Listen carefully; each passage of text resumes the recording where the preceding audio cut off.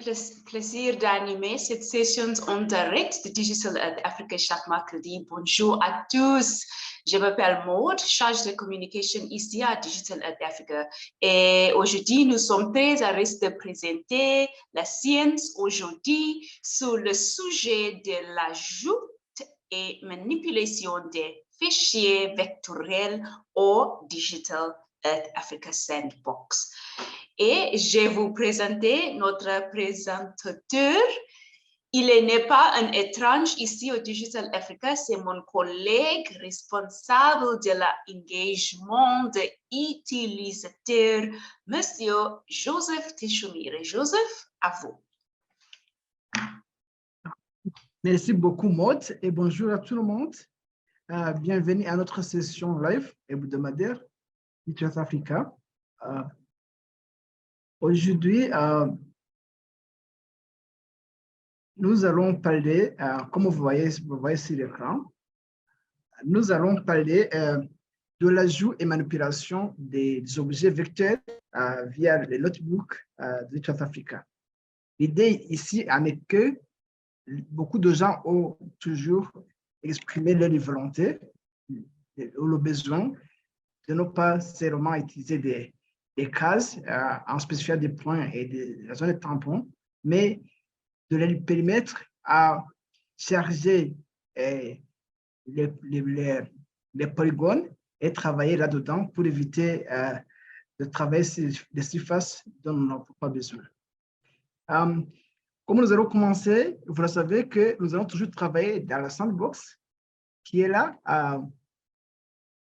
gratuitement accessible, qui fournit un espace de calcul, un environnement très périphériquement, mais bien sûr avec des limitations. Et pour chaque personne, que ce soit des utilisateurs techniques ou que ce soit des gens qui analysent des données spatiales. Ici, nous avons beaucoup de notebooks, mais nous utilisons plus précisément, plus couramment les notebooks qui sont dans le fichier Leawood Examples, l'exemple de la vie courante. Et nous avons des tutoriels là-dessus, comment traiter les données, comment avoir accès à ces plateformes, et ainsi de suite.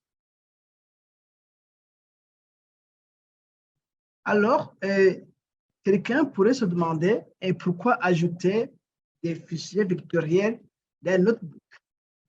Comme vous le voyez ici à droite, si nous spécifions un point, latitude et longitude, ça va nous demander une zone de tampon et ça va influencer le résultat parce que si nous voulons par exemple analyser ce cours d'eau que vous voyez là-bas, on sera forcément obligé d'inclure une grande surface dont on n'a pas besoin et ça va peut-être causer des bruits dans le résultat.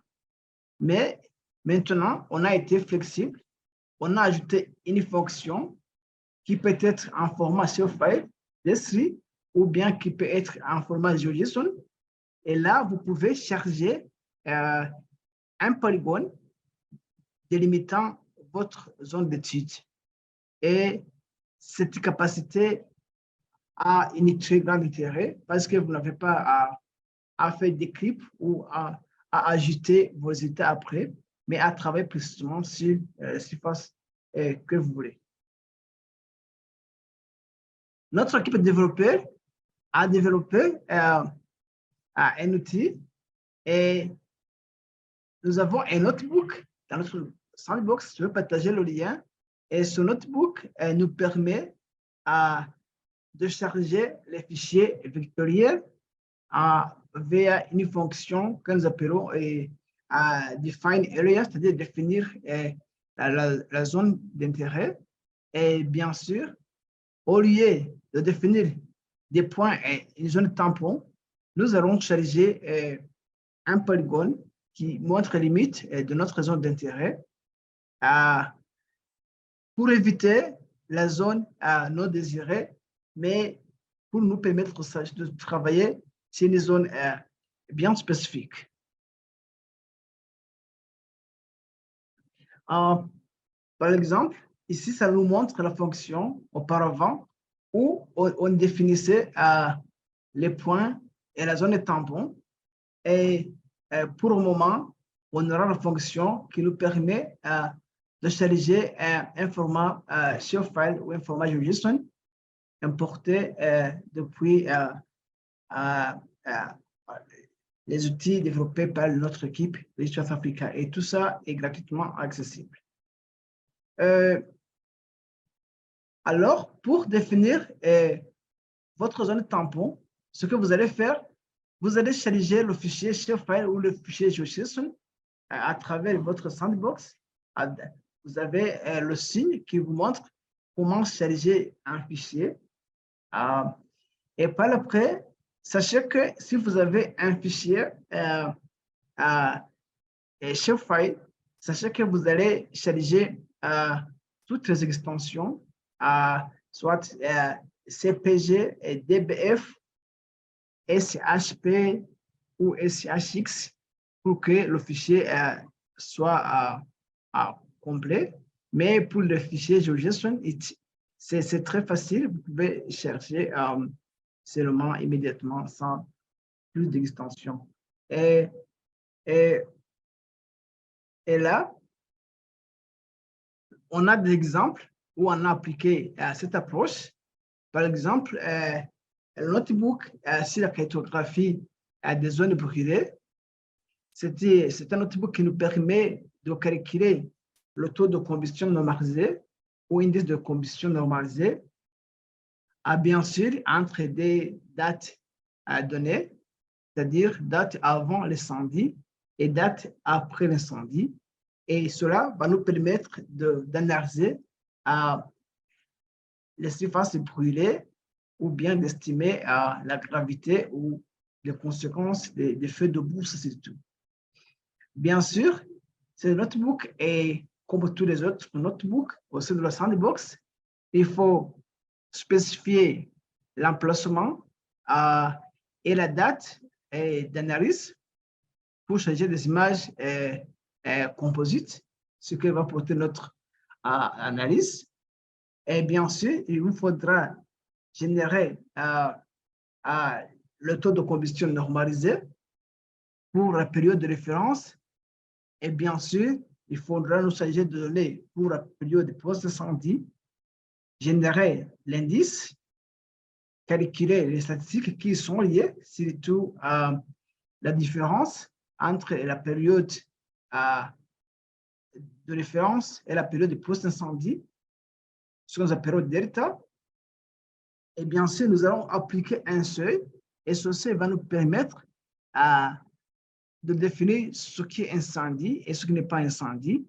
Et bien sûr, générer des statistiques de surface brûlée. Et en fait, ça nous permet d'exporter les résultats en format donné. Ici, on a préféré GeoTIFF. Ça c'est le notebook, un extrait de ce notebook. Là, les paramètres de base à spécifier, latitude, longitude, c'est de spécifier notre zone d'intérêt. Mais ça, c'était l'approche qui est plus ou moins classique. Maintenant, on a été plus flexible. On peut charger un polygone en format shapefile ou en format JSON qui permet de délimiter avec précision notre zone d'étude.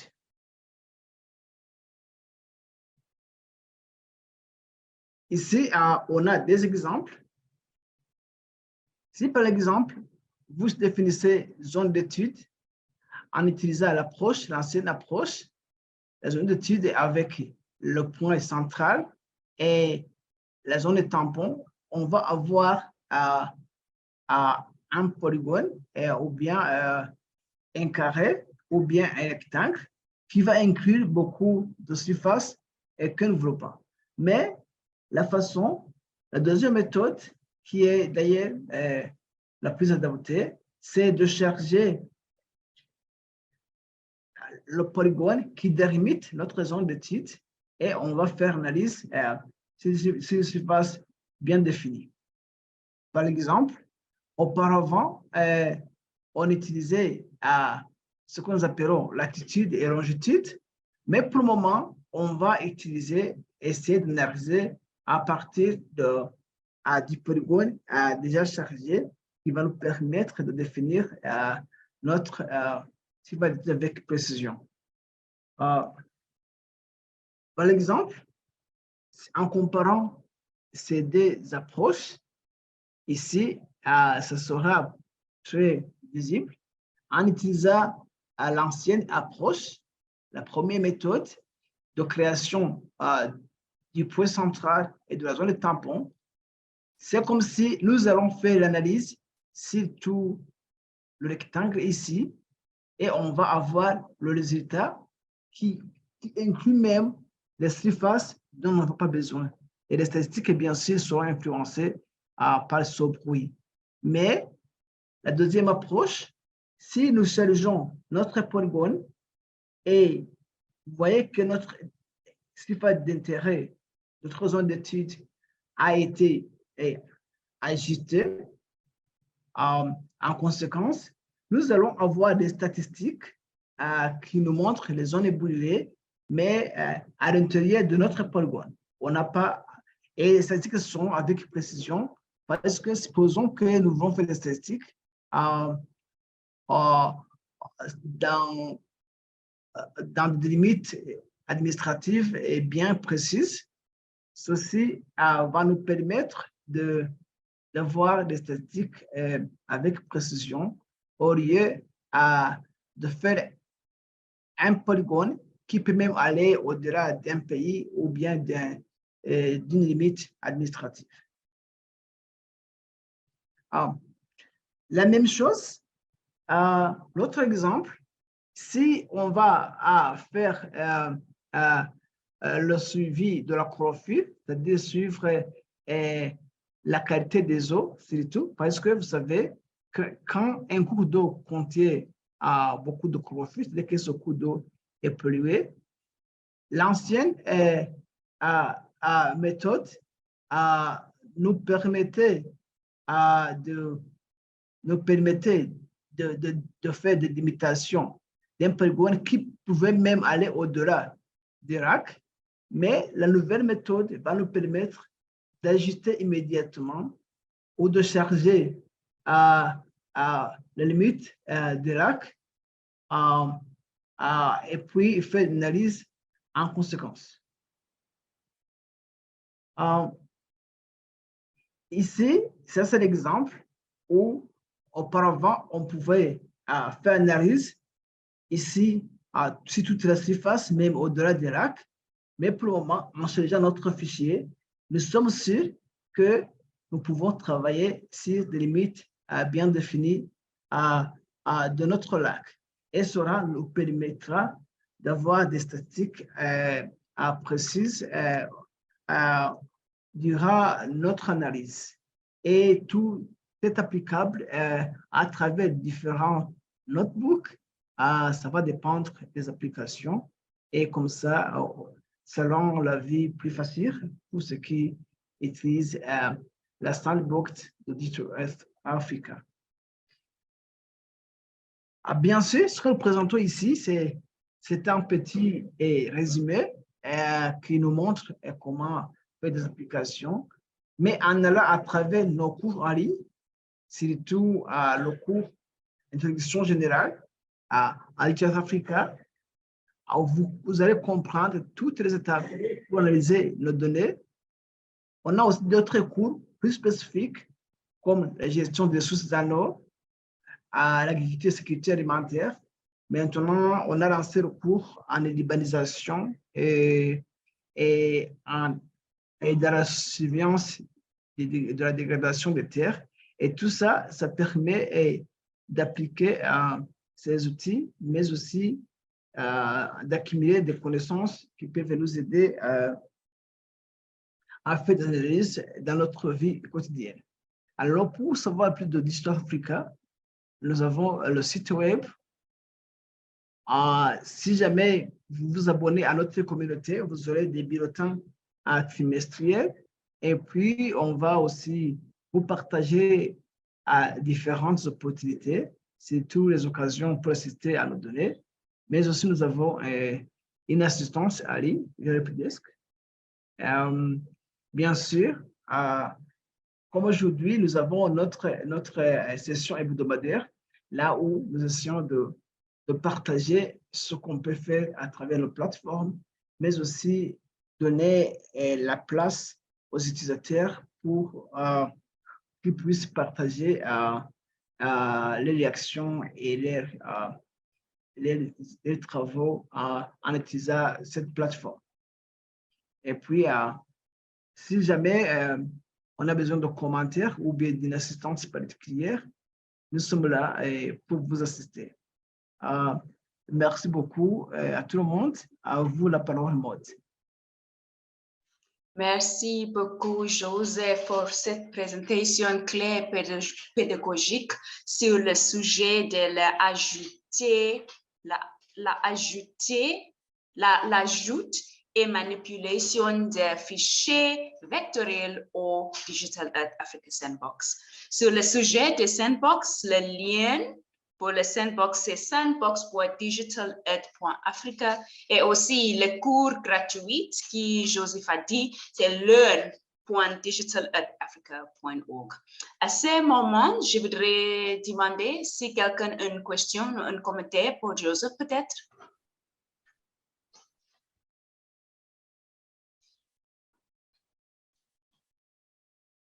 Oui, le lien est aussi sur le chat, si c'est possible.